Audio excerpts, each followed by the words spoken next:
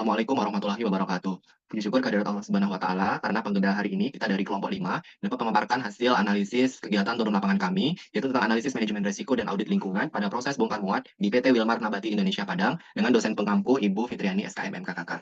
Adapun anggota kelompok 5 terdiri atas 8 orang. Yang pertama ada Aisyah Suraya Edward, kemudian yang kedua ada Devi Sintia Arminati, kemudian ada Fatia Rahma Ajira, keempat Harsyanda Nisa Sabira, kelima Makfira Rahma Fadila, enam Najla Salsabila El Afisri, tujuh Salsabil Kotrunada, dan terakhir saya sendiri Wahyu Sudiatmoko. Nah, latar belakang dari kegiatan ini, kita melihat bahwasanya pada sektor industri pengolahan sawit terus meningkat, namun ini juga diikuti dengan kenaikan signifikan pada risiko kecelakaan kerja, di mana data dari BPJS Ketenagakerjaan menunjukkan tren klaim JKK terus naik dari 182.000 kasus pada tahun 2019 menjadi 360.000 kasus pada tahun 2023. Nah, PT Wilmar Nabati Indonesia sendiri memiliki aktivitas bongkar muat CPO yang dominan dilakukan secara manual, dengan observasi awal menunjukkan berbagai potensi bahaya seperti aktivitas fisik berat, postur janggal, lantai licin akibat tumpahan CPO, bekerja di ketinggian paparan suhu CPO, serta bau dan uap VCOS yang dapat memicu iritasi dan menurunkan konsentrasi kerja. Nah, melihat kompleksitas bahaya di tempat kerja ini, maka kita melakukan penelitian di tempat ini dengan menggunakan JSA untuk mengidentifikasi bahaya sistematis pada setiap langkah tahapan kerja. Nah, untuk pembahasan selanjutnya akan disampaikan oleh Nada. Kepada Nada, dipersilakan. Baik, terima kasih kepada Bang Moko. Yang pertama di sini adalah lokasi dan waktu penelitian. Untuk PT Wilmar sendiri, ini berada di Jalan Belawan, Kampung Baru, Kelurahan Teluk Baru Utara, Kecamatan Padang Selatan, Kota Padang, Sumatera Barat. Kami melakukan kegiatan ini pada hari Jumat, tanggal 14 November 2025, jam 9 sampai 11.30 waktu Indonesia Barat. Untuk pengumpulan data, kami melakukan wawancara dengan Kepala HRGA PT Wilmar Nabati Indonesia dan Kepala Penanggung Jawab Pekerja Bagian Bongkar Muat CPO. Serta kami juga melakukan observasi di area sebelumnya, Bang. Kami juga melakukan observasi di area lapangan penerimaan CPO sampai aktivitas bongkar muat. Next. Untuk profil perusahaan PT Wilmar ini, PT Wilmar Nabati Indonesia yang dulu bernama PT Mekar Bumi Andalas merupakan salah satu perusahaan minyak kelapa sawit yang bergabung di dalam Wilmar Group. Nah, pada tanggal 11 Januari 2011 di Sumatera Barat, Wilmar Group ini mendirikan PT Wilmar Nabati di Indonesia. Untuk PT Wilmar Nabati Indonesia Unit Padang merupakan pabrik yang menghasil produk utama berupa minyak olein, strain, dan produk sampingan palm fatty acid distillation dengan kapasitas produksi sebesar 2.600 untuk bahan baku setiap harinya. Next. Untuk struktur organisasi dapat dilihat pada layar, dapat dijelaskan bahwa untuk environmental health and safety ini berada di bawah naungan dari divisi HRGA dan tidak langsung berada di bawah naungan general manager. Untuk visi dan misi perusahaan dapat dibaca pada layar. Untuk bahan baku utama yang digunakan dalam pemuatan minyak goreng di PT Wilmar ini adalah CPO atau crude palm oil yang diperoleh dari petani lokal yang ada di daerah Sumatera Barat, Bengkulu, Jambi, dan pabrik kelapa sawit lainnya yang bermitra dengan PT Wilmar.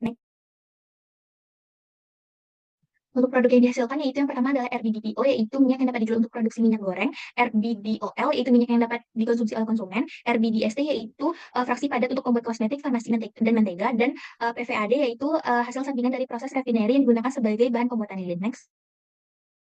Untuk produk yang dihasilkan oleh PT Wilmar sendiri yaitu PT ini memproduksi dan mendistribusikan minyak goreng di Kota Padang dan sekitarnya khusus untuk merek dengan merek minyak kita yang bersubsidi.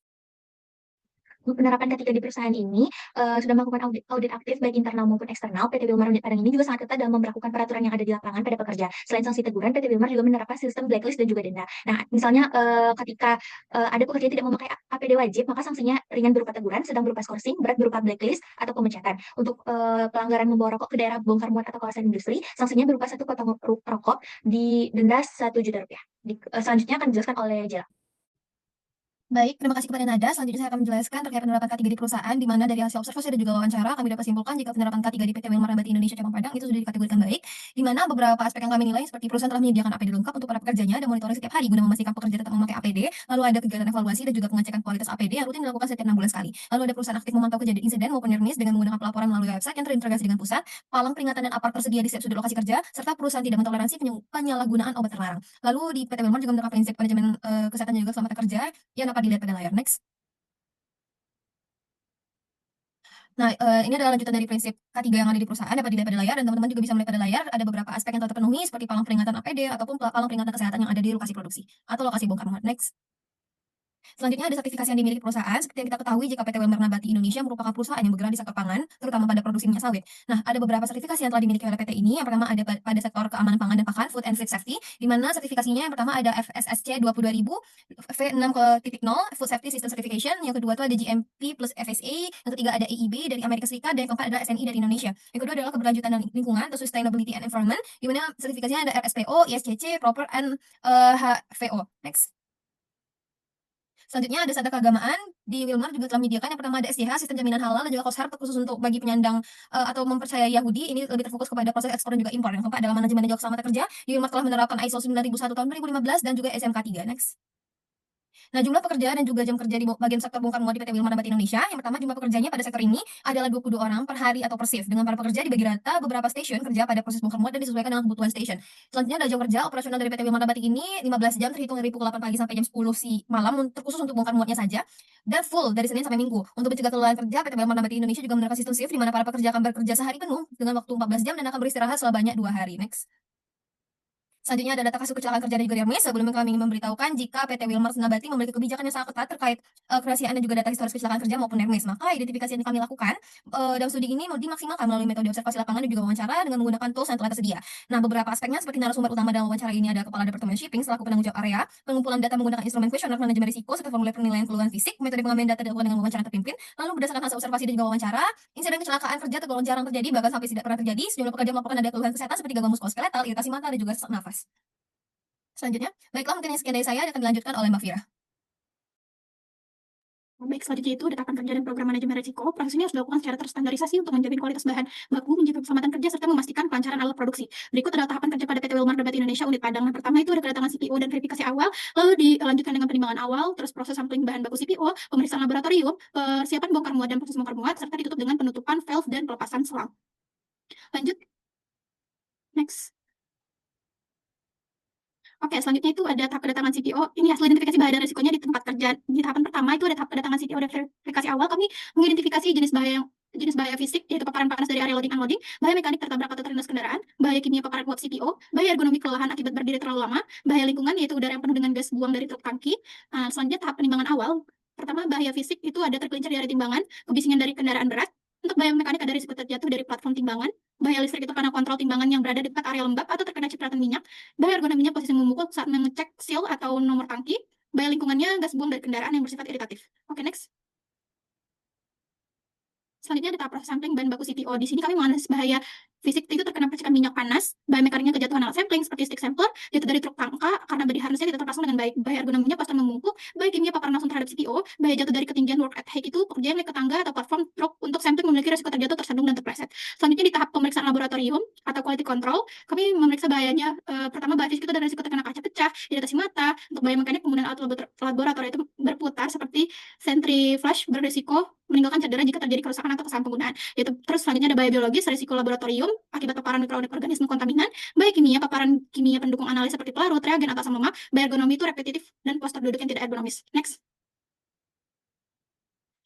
Oke, selanjutnya itu di tahap persiapan bongkar muat, bahaya fisiknya kontak dengan permukaan pipa, risiko kebisingan dari mesin pompa. Untuk bahaya mekaniknya tangan terjepit saat pemasangan selang, bahaya kimianya tumpahan kecil minyak dari valve, bahaya ergonominya kegiatan mengangkat selang yang berat dapat menyebabkan cedera punggung, bahu, dan lengan. Untuk tahap proses bongkar muat CPO, bahaya fisiknya itu ada paparan panas dari CPO, lantai yang licin, terjatuh ke dalam tangki, penyaringan. Untuk bahaya mekaniknya pecahnya selang dan gagal sambung, jatuh dari truk tangka saat proses pembukaan karena body harness. Bahaya biologinya adanya kontaminasi CPO oleh kontaminan luar, bahaya ergonya operator harus mengawasi proses dalam waktu lama. Terus pekerja yang akan membungkuk, mengangkat, dan memutar badan. Untuk bahaya kimianya tumpahan besar akibat kebocoran, uap CPO yang teroksidasi, serta bahaya kebakaran. Next.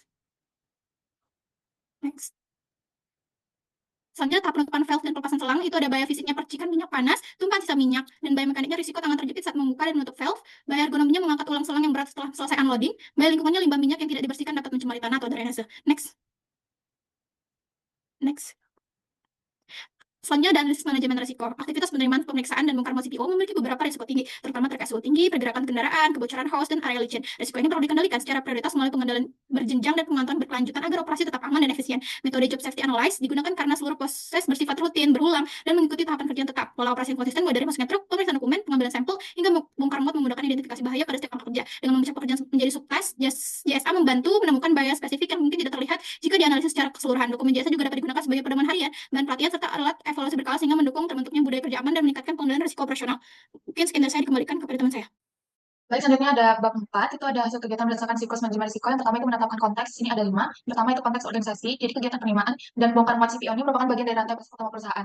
Nah, yang kedua itu ada konteks teknis dan operasional, itu CPO diterima pada suhu 60-70 derajat Celcius yang meningkatkan potensi bahaya panas sehingga memerlukan inspeksi rutin untuk menjaga kebocoran. Kemudian yang ketiga itu adalah konteks lingkungan kerja, ya, jadi area proses sebagian besar berada di ruang terbuka sehingga pekerja terpapar panas matahari, hujan, debu, dan juga polutan-polutan yang lain. Kemudian yang keempat itu konteks regulasi, standar, dan kepatuhan bisa dilihat pada layar. Dan yang kelima, yang terakhir itu ada konteks stakeholder dan sumber daya. Jadi stakeholder ini meliputi operator bongkar muat, PC, supervisor, logistik, dan administrasi, sopir truk, dan juga tim ketiga. Next. Dan yang kedua ini tahap identifikasi risiko. Jadi tahap pertama itu tahap kedatangan CPO dan verifikasi awal. Sumber bahayanya itu ada verifikasi dokumen pengiriman, potensi terjadi kecelakaannya itu adalah kesalahan pencatatan dan benda jatuh. Potensi terjadi kecelakaannya itu berupa bahaya administratif atau fisik, dampak atau risikonya itu adalah kesalahan data dan cedera ringan. Itu selebihnya bisa dilihat di layar. Tahap kedua itu tahap penimbangan awal. Sumber bahayanya itu ada kendaraan naik timbangan. Potensi terjadi kecelakaannya itu ada remblong dan kendaraan tergelincir. Kemudian jenis bahayanya itu ada berupa bahaya mekanik, dampak atau risikonya adalah cedera berat. Next. Yang ketiga itu proses sampling CPO, sumber bahayanya itu naik tangga ke atas tangki, potensi terjadi kecelakaannya itu jatuh dari ketinggian, potensi terjadi kecelakaannya adalah bahaya fisik, dampak atau risikonya adalah cedera berat, selebihnya bisa dilihat di layar. Yang keempat itu pemeriksaan laboratorium, sumber bahayanya itu adalah analisis kimia, potensi terjadi kecelakaannya yaitu paparan balik kimia reagen, potensi terjadi kecelakaannya berupa bahaya kimia, dampak atau risikonya itu adalah iritasi atau hazard inhalasi. Next. Tahap kelima yaitu persiapan bongkar muat, sumber bahayanya itu pengaturan jalan, potensi terjadi kecelakaan itu adalah tersandung atau terpeleset, potensi terjadi kecelakaannya berupa bahaya fisik, dampak atau risikonya adalah cedera ringan. Kemudian yang keenam itu proses bongkar muat CPO, sumber bahayanya adalah pembukaan valve, potensi terjadi kecelakaannya adalah tekanan tinggi, jenis bahayanya adalah bahaya mekanik, dampak atau risikonya adalah cedera berat. Mungkin diserahkan selanjutnya kepada Sandra. Oke, baik. Oke, baik. Untuk identifikasi risiko selanjutnya itu berada pada tahap penutupan valve dan juga pelepasan selang. Nah, untuk sumber bahaya itu ada di penutupan valve, di mana potensi terjadinya kecelakaan itu ada valve panas, serta jenis bahayanya adalah bahaya thermal dengan dampak itu luka bakar. Nah, untuk potensi terjadi kecelakaan, jenis bahaya dan dampak lainnya yang bersumber dari pelepasan selang dan juga pembersihan area bisa dilihat pada layar. Next.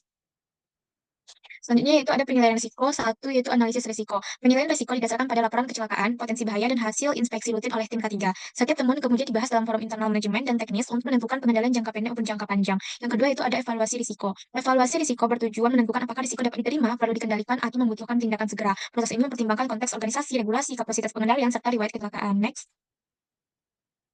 Nah, keempat itu ada pengendalian risiko. Satu, yaitu ada eliminasi bahaya. Salah satu hal yang dapat kita lakukan yaitu menghapuskan praktik manual lifting pada pemeriksaan tangki atau pengambilan sampel secara manual. Yang kedua itu ada substitusi, yaitu dengan mengganti basi area atau bahan yang bersifat iritatif dengan bahan yang lebih aman. Yang ketiga itu ada engineering control, yaitu dengan pemasangan sensor tumpahan dan juga overflow. Yang keempat itu ada pengendalian administratif, yaitu dengan SOP pemeriksaan dan juga bongkar muat. Yang kelima itu ada APD, contohnya adalah helm, sarung tangan, masker, dan full body harness. Next. Yang kelima itu ada komunikasi dan konsultasi. Nah, yang pertama yaitu ada tujuan komunikasi risiko. Komunikasi risiko memastikan seluruh pihak memahami sumber bahaya, tingkat risiko pengendalian, serta peran masing-masing. Selanjutnya juga ada sarana dan metode komunikasi. Informasi risiko disampaikan melalui briefing, rambu keselamatan, hazard report, dan juga pelatihan. Selanjutnya itu ada mekanisme konsultasi. Nah, pekerja dilibatkan dalam identifikasi bahaya, penilaian risiko, dan juga evaluasi pengendalian melalui forum ketiga. Selanjutnya itu ada transparansi dan pelaporan. Keterbukaan data kecelakaan, hasil audit, dan laporan Nearmiss meningkatkan kesadaran risiko. Kemudian juga ada integrasi dengan budaya keselamatan. Komunikasi dan konsultasi yang baik memperkuat budaya keselamatan, meningkatkan kepatuhan prosedur, dan juga penggunaan APD. Sekian dari saya, dilanjutkan oleh Depi. Oke, baik. Kita masuk kepada tahap selanjutnya, yaitu pada tahap ke-6, yaitu pemantauan dan tindak ulang. Di sini ada 6 tahapan. Yang pertama ada pemantauan berkala, yaitu melalui inspeksi rutin, observasi perilaku kerja, audit SOP, dan pengukuran lingkungan. Yang kedua ada pengukuran kinerja risiko, yang mana ini menggunakan indikator seperti jumlah Nearmiss, kepatuhan APD, temuan audit, dan frekuensi dari kecelakaan. Yang ketiga ada tinjauan ulang, dilakukan secara triwulan atau tahunan dengan mempertimbangkan perubahan teknologi, proses kerja, area baru, dan temuan audit. Yang keempat ada evaluasi efektivitas pengendalian. Efektivitas ini dikontrol diuji melalui analisis data kecelakaan, hasil inspeksi, dan kepatuhan pekerja. Yang kelima ada continuous improvement, yang mana umpan balik pekerja, insiden sebelumnya, dan perubahan lapangan digunakan untuk meningkatkan sistem manajemen risiko secara berkelanjutan. Yang terakhir ada dokumentasi, seluruh hasil pemantauan, inspeksi hierarki, pengukuran lingkungan, pelatihan, dan review manajemen harus terdokumentasi sebagai bukti kepatuhan dan referensi dari audit. Next.